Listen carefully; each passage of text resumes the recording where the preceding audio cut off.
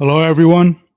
Welcome to Zia Diplomacy, where I will bring to you news regarding New Mexico, whether that be culture, politics, art, mostly culture and politics. Um, Here at Zia Diplomacy, I focus more on border reporting and what's going on at the front border, what's going on with Mexico. Um, but today we're just going to be going over our local news. We'll see what's going on in the headlines, what's new, what's trending here in New Mexico, what people are talking about. Um, some stuff is going to be a little bit obviously culturally and locally that has to do with the community. Um, Albeit there's going to be some political talk in here that's going to get interesting. So let's dive right into it. So right here we have KRQE, New Mexico News. First story: whistleblower files lawsuit against CYFD following death of a child. Hostile work environment. Let's see what's going on here. Good evening. A whistleblower is coming forward against New Mexico's CYFD. She claims the department's actions led to a child's death, and she's been subject to a hostile work environment for speaking up. News 13's Chandler Farnsworth has the story. The lawsuit comes after the employee refused to obey direction from a CYFD supervisor as the employee tried to relocate a child to a better home. Months later, that child was killed. They push you out. They will make your life miserable until hopefully you quit. A caseworker is taking legal action against CYFD, claiming she's been harassed, criticized, and bullied by her supervisor and colleagues at the Hobbs CYFD office after she attempted to warn them about a child's dangerous living situation. Like, this is a concerted effort to get someone to quit for doing their job well. According to the lawsuit in September 2023, the whistleblower oversaw a case involving 5 siblings following reports of abuse and neglect. A few months prior, CYFD had custody of the children, but decided to let them stay with their mother on a trial basis. The oldest sibling was considered an at-risk youth and involved with street gangs, leading to incidents involving a gun. The whistleblower claims the children's mother told her and other CYFD staff she was not in a position to take care of the kids and needed help. She knew it. Everyone knew it. And she was begging for help, and they just ignored her. The caseworker was able to confirm the reports, telling her supervisor it was only a matter of time before someone died if the children were not removed from the home. However, the lawsuit states the supervisor had other plans. Hey, we got too many cases, so we're just going to put this kid who's in our custody in an extremely dangerous situation, just hope for the best. The employee says she was told not to report that data to the CYFD database, but did so anyways. This is just an example of how deep the rot goes within CYFD. The lawsuit says the case went before Children's Court in January of this year, but the supervisor hid that information from the judge, and as a result, the case was dismissed with the mother given permanent custody of the children.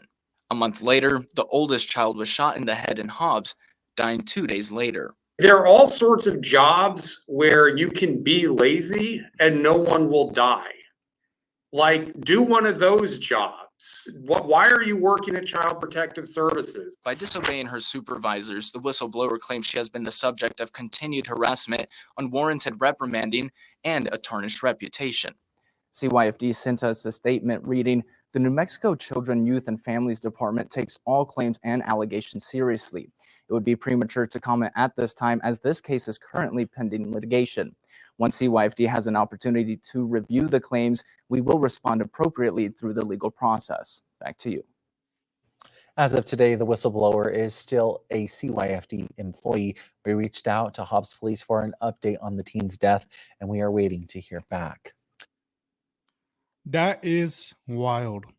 Very tragic. Let's continue beyond CYFD. Coming back for its 20 Lucky Paws host. Santa Fe nonprofit. Roswell community rallies together to repair dentist office, I'm assuming. let's see what's going on here. So yeah, Roswell was hit with the flood. That's my hometown. Actually, Dexter's my hometown, but Roswell was part of it. So When record flooding hit Roswell last month, it left hundreds of homes and businesses destroyed. Now, one local dentist office is trying to rebuild their business. News 13's Jessica Barron went to Roswell to survey the damage. Carabelli Dental lost everything after major flooding in Roswell the weekend of October 19th. One of the owners says the storm brought more than 4 feet of water into their business. It was like a nightmare. We couldn't even fathom that something like this could even happen here. Record-breaking floods in Roswell last month washed large piles of debris and swept away multiple cars. Nearly 6 weeks later, homeowners and businesses are still picking up the pieces to get back on their feet. It was over the countertops, and it's just all the debris and mud and and just sewage that it brings in too. Keon Agger is the co-owner of Carabelli Dental, which specializes in surgery and sedation. He says they got so much water it busted through their doors and flowed into their business, causing over $1 million in damages and destroying all of their equipment. There was definitely concern that it was going to be insurmountable. It felt that way in the beginning, and the only thing we could do is just work hard. Agger says insurance wasn't going to cover the damage and repair costs would all have to come out of pocket. But he says the community didn't hesitate to lend a hand. All of a sudden, patients showed up, community members showed up, local football teams showed up. I mean, just people just came out of the woodworks and just all showed up. Agger says they've had to turn away hundreds of patients until they could get back on their feet. At first, the staff thought it would take 3 to 6 months to rebuild. The help they received, they will be able to reopen ahead of schedule. When I think about the people that just showed up and answered our prayers, that meant a lot. And I really can't thank those people enough.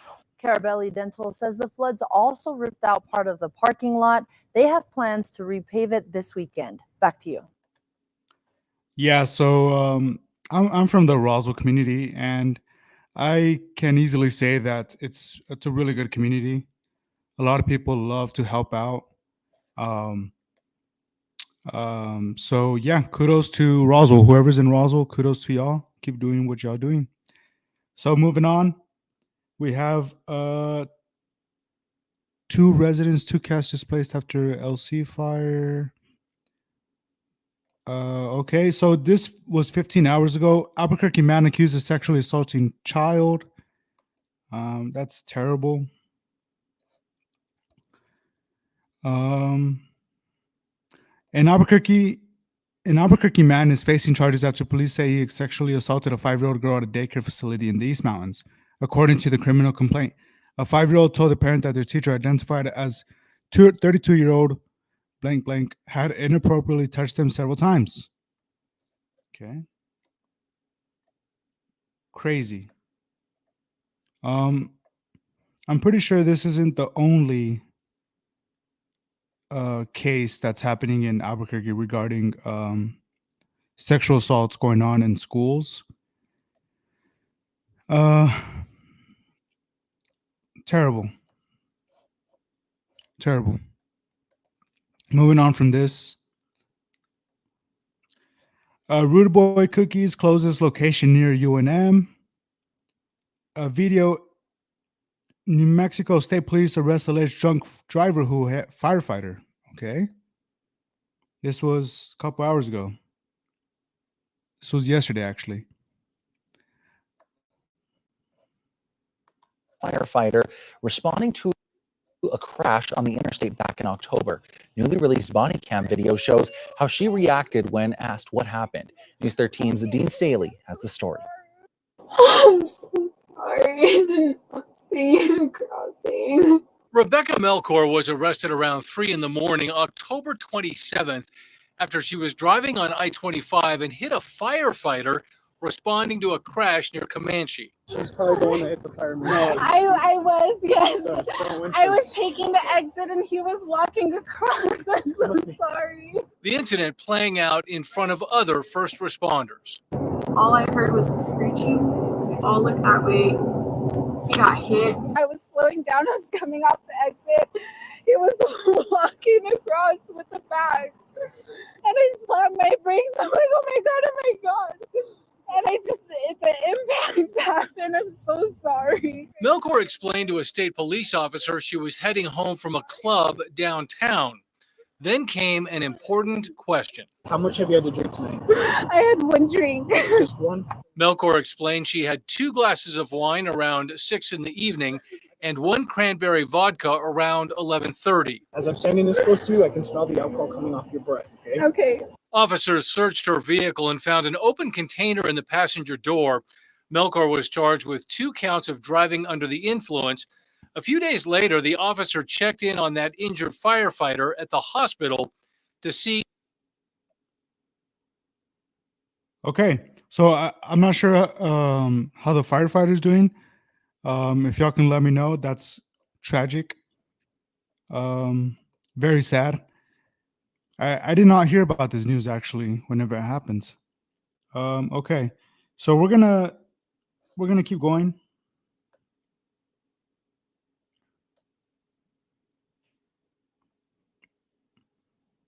Okay, we're gonna keep going. 2 New Mexico cities ranked among most sinful reports found, but that was 2 weeks ago. Let's actually check it out. Who's the most sinful? Definitely Burke. It turns out it's gonna be Albuquerque and Las Cruces. All right, cool, whatever. Moving on. A month ago, 2 days ago.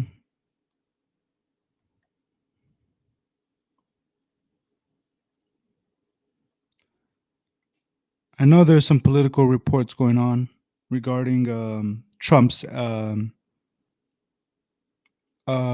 issue with New Mexico. Michelle Lujan Grisham is not about to deport people. They're not about it. Okay. Oh yeah, this one. Sentencing set for man charged in deadly dog attack 2 days ago. This is wild. I believe this happened in Tucumcari. A man charged for the role in his dog that killed a man in Tucumcari could learn his fate next week. Guilty to possessing a dangerous canine. The duo allowed their dogs to run loose, and at least one of these dogs mauled 64-year-old Stanley Hart to death. Whoa, that is crazy.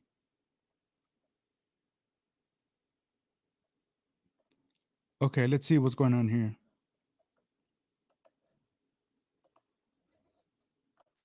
And charged for his role in a dog attack that killed a man in Tucumcari nearly 2 years ago could learn his fate next week. Christopher Morris and his mother, Mary Montoya, pleaded guilty to possessing a dangerous canine, allowing their dogs to run loose in February in 2023. At least one of those dogs mauled 64-year-old Stanley Hart, killing him. As part of their plea deals, Morris and Montoya had their involuntary manslaughter charges dropped. Morris is scheduled to be sentenced next Monday.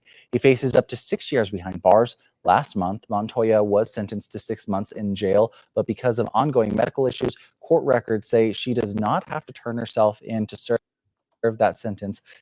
Whoa, crazy. Okay. That is sad. Okay. That was in Tucumcari.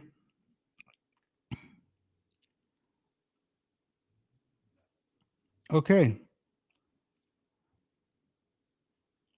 Okay, let's move on from KRQE and head over to KOB.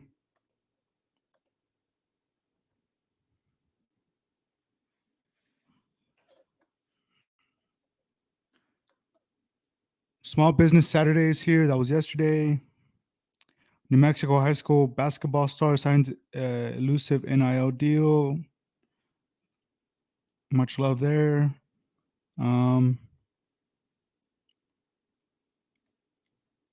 Sir, New Mexico items will be tax-free on Small Business Saturday. Okay, we did that.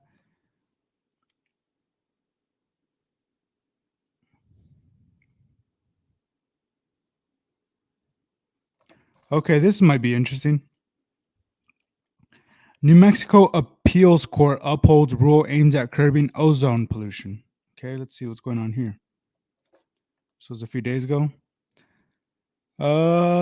The New Mexico Court of Appeals has upheld regulations aimed at cracking down on emissions in one of the nation's top producing oil and gas states. The MLG's administration has long argued that the adoption of the ozone precursor rule, along with regulations to limit methane emissions from the industry, were necessary to combat climate change and meet federal clean air standards. Okay. So it looks like this file pump jacks work in a field near Lovington, New Mexico. This is the picture they're showing.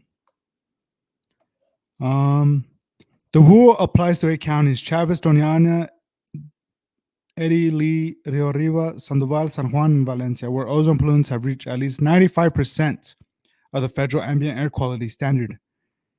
Wow. The industry group had argued that Chavez and Rio Arriba counties shouldn't be included. The court disagreed, saying that these counties are located within broader geographic regions that did hit that 95% threshold. Crazy. I know Eddie's in there for sure. Been there. Okay. Moving on.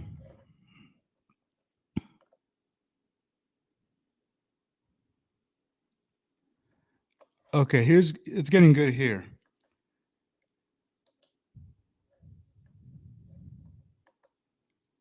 Board certifies general election results and orders 2 automatic recounts in New Mexico.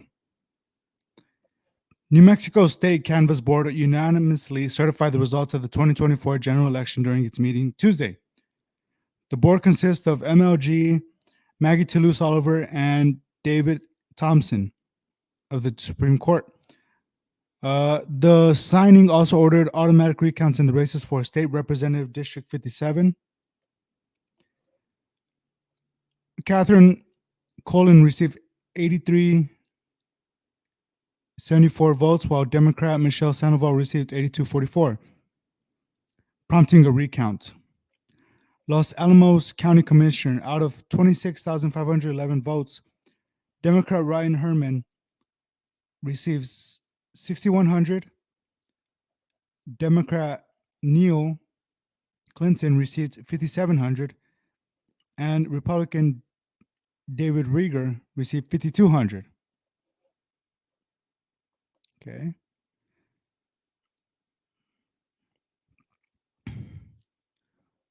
Okay, so it looks like they're going to contend the District 57 above all.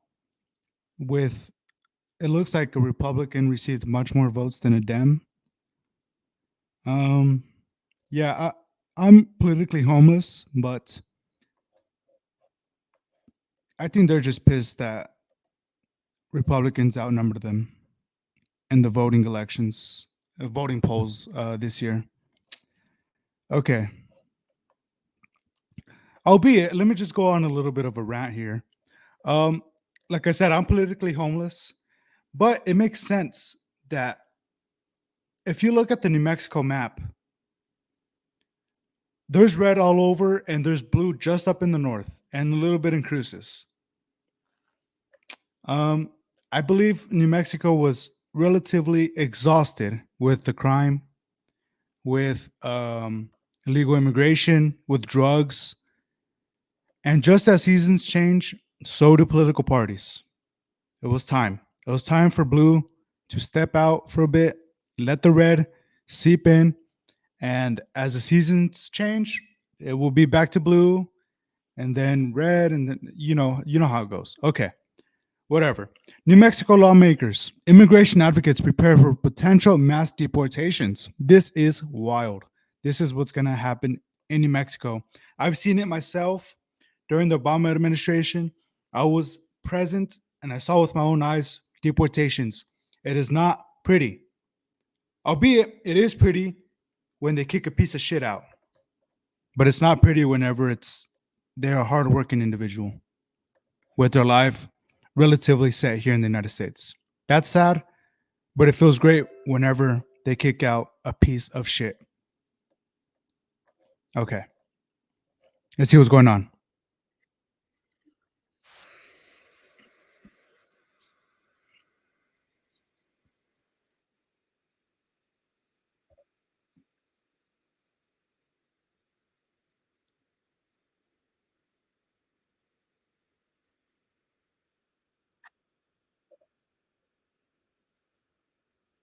I bet Obama's pissed.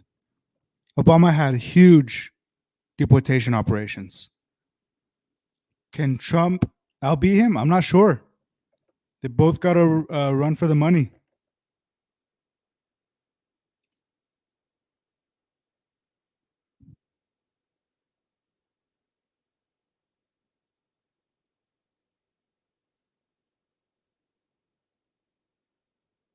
Yes, true. You can still keep it that way.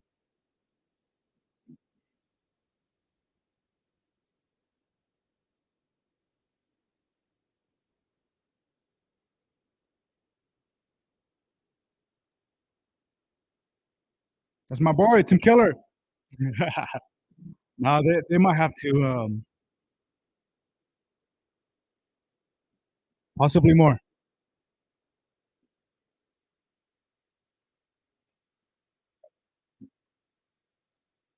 Possibly more or less.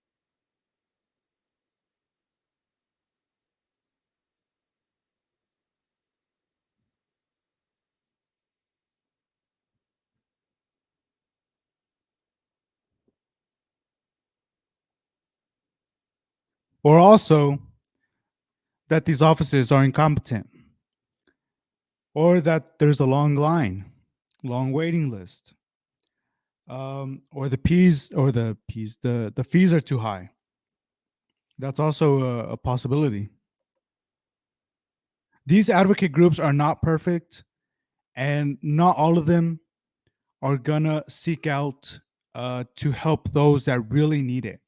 There's some individuals and migrants of mixed status that deserve to be here, that have fought for their right to be here.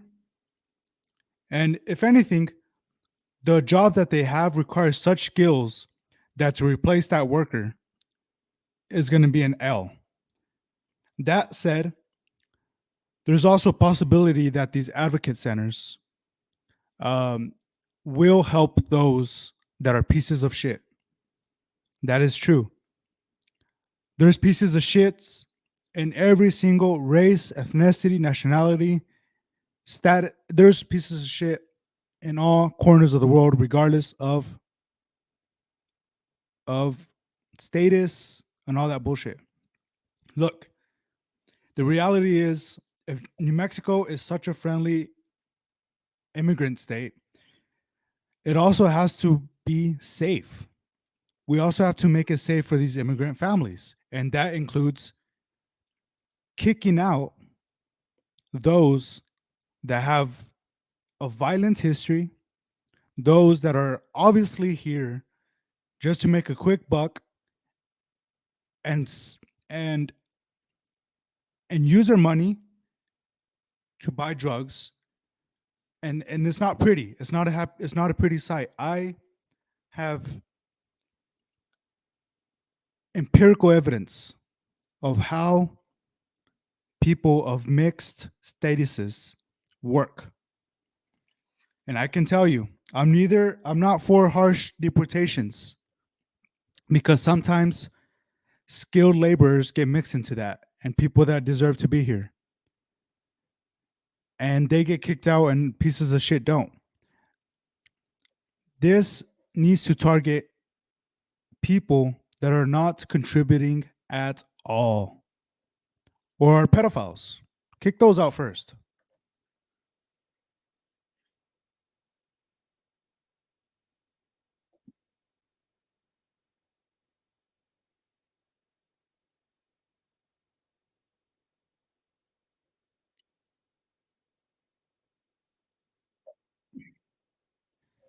Yeah.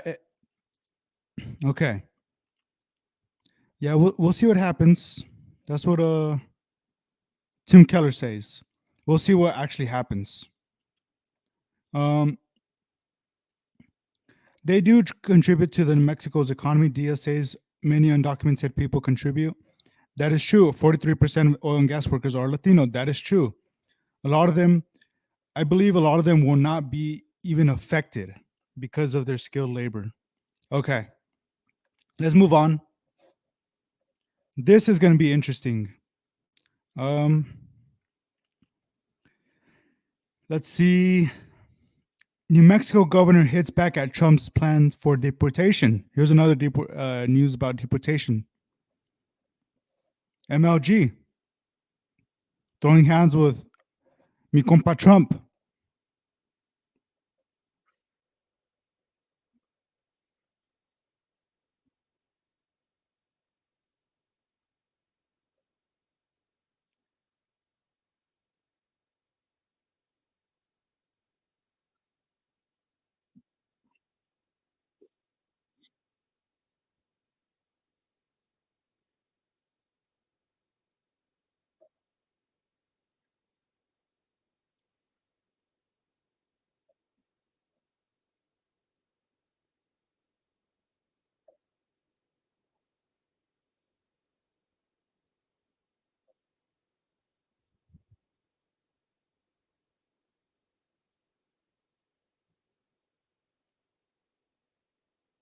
Ooh, crazy.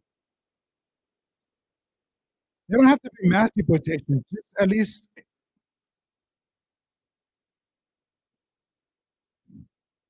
they don't have to be mass deportations. Target the individuals that deserve to be deported. The ones that are pieces of shit, the ones that rape, steal, use um their their salary for drugs. The ones that don't give a fuck. The ones that are pedophiles. The ones that are related with gangs. I've seen them. I know them. I've spoke to them. I've also spoken to the complete opposite. Those that are trying to be here and better their lives. Skip them. They don't deserve it. Keep them. This is ridiculous.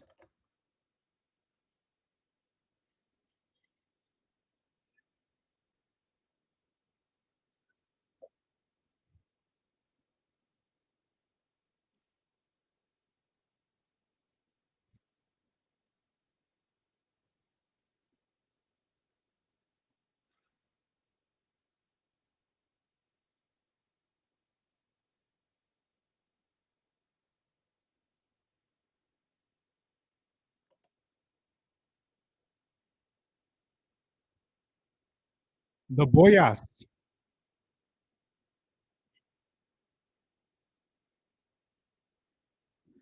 Texas placed more buoys in the Rio Grande River this morning, despite the Biden-Harris administration's attempt to shut down our border security efforts. The buoys are here to stay. Yeah, and also not too long ago, a federal court approved of Texas's installation of razor wire. Well, I think they approved that it didn't have to be removed. That Texas razor wire was, in a sense, protecting Texas property. So Texas is okay. I have another spiel about Texas. Latinos love Texas. Why? Because Texas and Mexico have always had a connection, whether that was we have a shared history of battles, we have a shared history of commerce, trade, cultures. We, even though we fight and have bickering going on at the political level, New Mexico has no say, has no right to be like, oh, fuck Texas. No. This is our relationship. This is the Latinos' relationship with Texas. We're going to deal with it at the political level. We have our representatives that represent Latinos in Texas. We also have staunch Republican Texans that support Latinos being in Texas because we contribute to the economy. So anybody from New Mexico that's going to talk shit about Texas, remember that. Remember that Mexico and New Mexico do not have the same ties as does Mexico and Texas.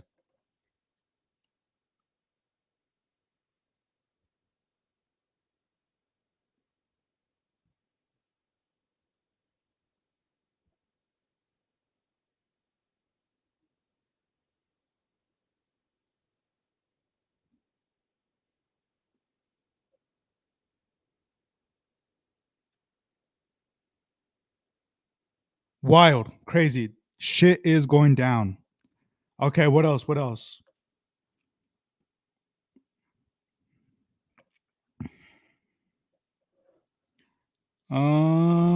Albuquerque City Council outlines legislative priorities.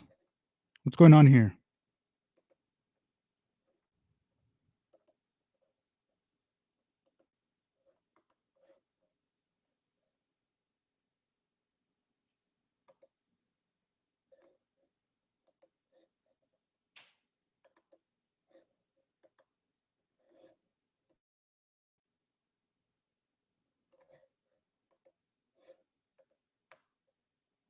Also, Albuquerque city councilors, only have so much power at the end of the day.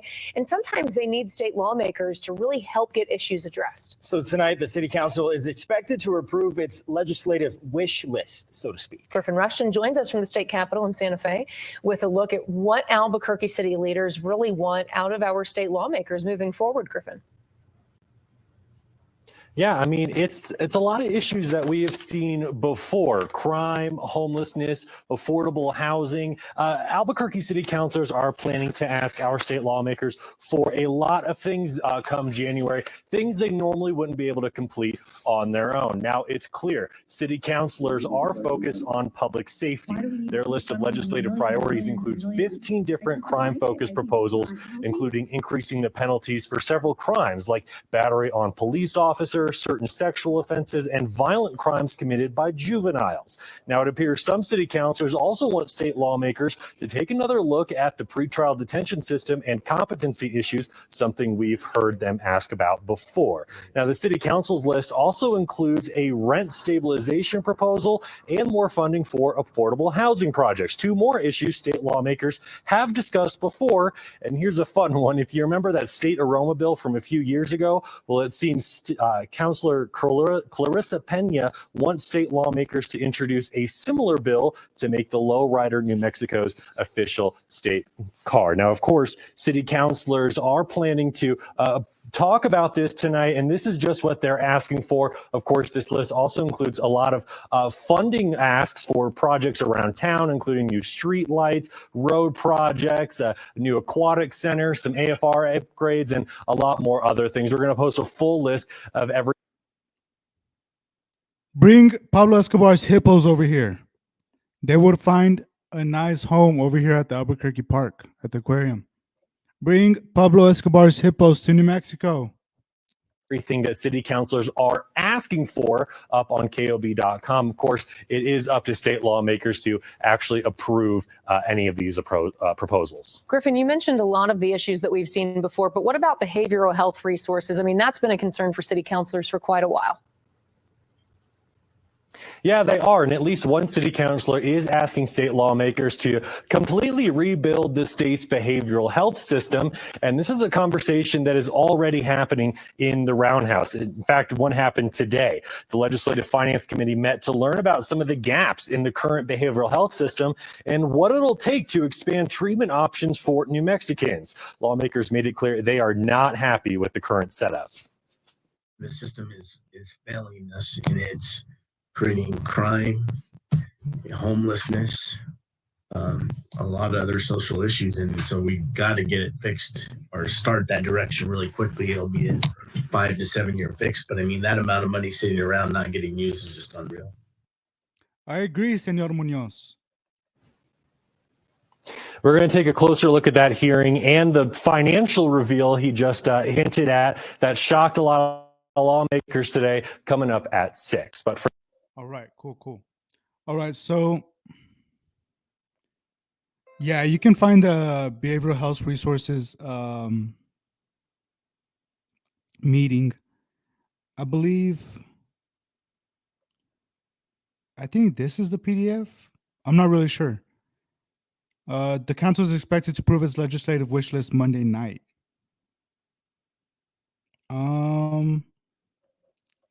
Okay, so I'll get back to that. Not really sure. All right, so let's continue on. KRQE and KOB, shout out to y'all. Y'all are giving us really good news. Thank you for keeping up with the chaos that's going on here in our state. Okay, we're gonna move on from KOB and go to COAT.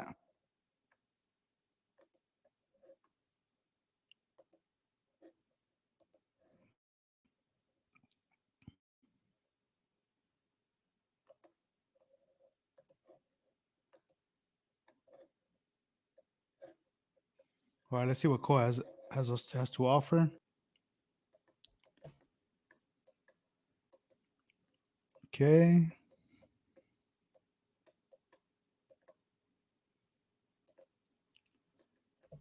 When was this?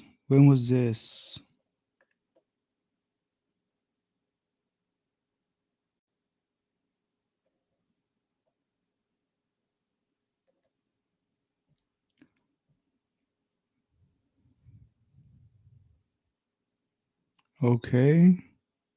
Yeah, we know about this one. Albuquerque businesses refuse to let.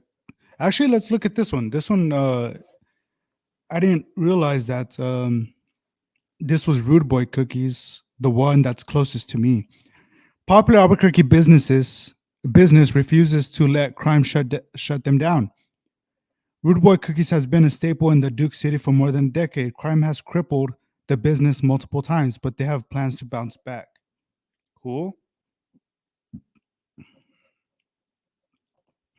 Well-known Albuquerque bakery Rude Boy Cookies is fed up with crime, so they're temporarily closing. But the city claims they are seeing progress in protecting these local shops. Julian Potta shows us how this business plans to bounce back. We know that in the past, this has been one of our most problematic crime areas in the last 2 years. Definitely is. Albuquerque Mayor Tim Keller talking earlier this week about retail crime across the city. In those 2 years and beyond, one of the Duke City's most popular cookie shops has fallen victim to crime time and time again. It's really tough to overcome, and it gets to the point where you have to make a decision on whether or not you want to continue to do what you're doing here. Rude Boy Cookies owner Mike Silva says the business has invested in gates, cages, repairing multiple broken windows. They've even been robbed at gunpoint, and well, almost everything in between when it comes to retail crime at that location. That's ridiculous. I've had more crime happen to me in this particular spot than I would ever want to wish on anybody. This used to be the headquarters for Rude Boy Cookies. This was a staple in the community for more than a decade. There used to be tables, there were bakers here, there were people coming in and out of the business constantly.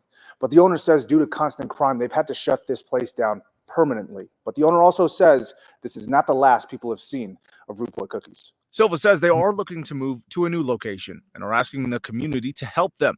The community answering the call, wanting Rude Boy Cookies to remain a staple in Albuquerque. It shows that the people kind of have our back and want us to be here and don't want us to go anywhere. Mayor Tim Keller also says they have seen retail crime drop by 2% this year compared to last year. He says this is due in part to things like ShotSpotter, locating gunfire near businesses, and businesses having cameras to catch the criminals in the act. A long ways to go. We know it's an all-time high, but for the first time, at least this month, we've turned the corner and we want that trend to continue. As time goes on, places like Rude Boy Cookies hope they also see change because they want what's best for the city too. I was raised by this community. This community has helped my business, and I'm not going to turn my back on it. For KOAT Action 7 News, I'm Julian.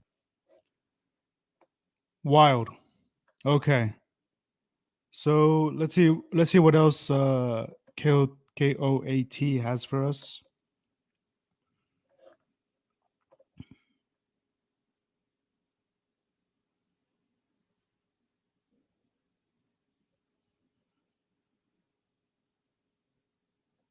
Okay, this was arrest made after fatal shooting in Northeast Albuquerque. This was a couple days ago. There's no video. It says a man is in custody after confrontation at a pool table led to a fatal shooting in Northeast Albuquerque, a pool table.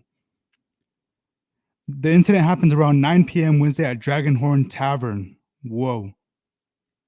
According to the criminal complaint, blank blank was playing pool when he was approached by blank blank. Blank asked to play with blank, who declined the offer. That led to an argument between the two men. Weird.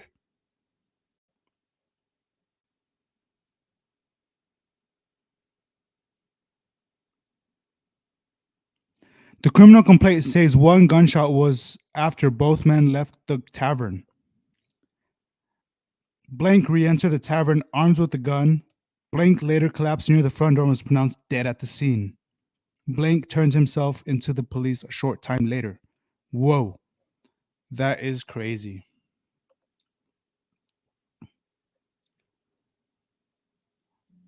Okay, this is going to be a good one. How proposed tariffs on Mexico and Canada could impact New Mexicans. Let's see what's going on.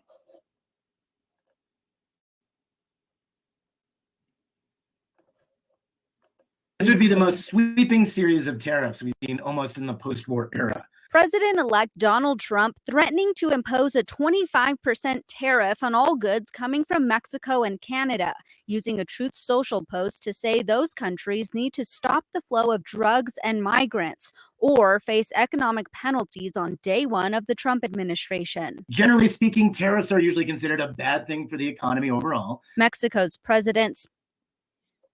Haters gonna hate. That's all I gotta say. Haters gonna hate. They're probably gonna mention that Scheinbaum isn't too happy with Trump's proposal, but I beg to differ. I believe Mexico is on board with these penalties because drugs are fucking them up as well. Illegal immigration is fucking them up as well. No, everyone talks about the southeast border with U.S. and Mexico, but a more sinister part of the border conversation is that of Mexico and Guatemala. That's a cruel border crossing. At least over here, they can seek out locals or border enforcement. Over there, nel. Speaking out Tuesday, suggesting tariffs of her own. Tariffs are a tax that governments put on imported products. You guys, when you come down, so I'll make sure you take care. Goff Plaza in Albuquerque South Valley is home to La Bonita, a 8,500 square foot centro with 20 vendors. You know, if we have to pay 25% more on anything that we buy, we have to raise the price to make up for what we're paying. Around 50% of what's available here is imported from Mexico, and trade It's a back and forth dance. For instance, New Mexico, 70% of our exports go to Mexico. Electronics, agricultural, and dairy products are some of our state's biggest exports. So trade wars are never one-sided. They always affect each other. So it's politics, you know, that's all it is, politics.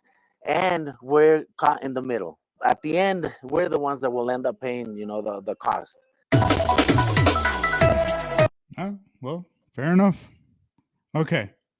So I guess that's whatever. The tariff conversation will continue. I believe the tariff conversation is actually an underlying, it's hiding the underlying issue, which is the mobilization and militarization of U.S. and Mexico against the drug cartels. I think that's the bigger picture. I think both countries are getting ready for that. Nevertheless, everyone's going to talk shit about tariffs, and no one's going to talk about the more sinister issue that is the drug war and who's involved with that. So, everyone, that is it from me today. Next, in a few more days, I will do another stream where I go over the weekly news. And yeah, to all of New Mexico, cheers. Thank you for looking into my channel. I'm on YouTube, I'm on Rumble, I'm on TikTok. And my area of interest is border conflict and international conflict. So everyone, cheers.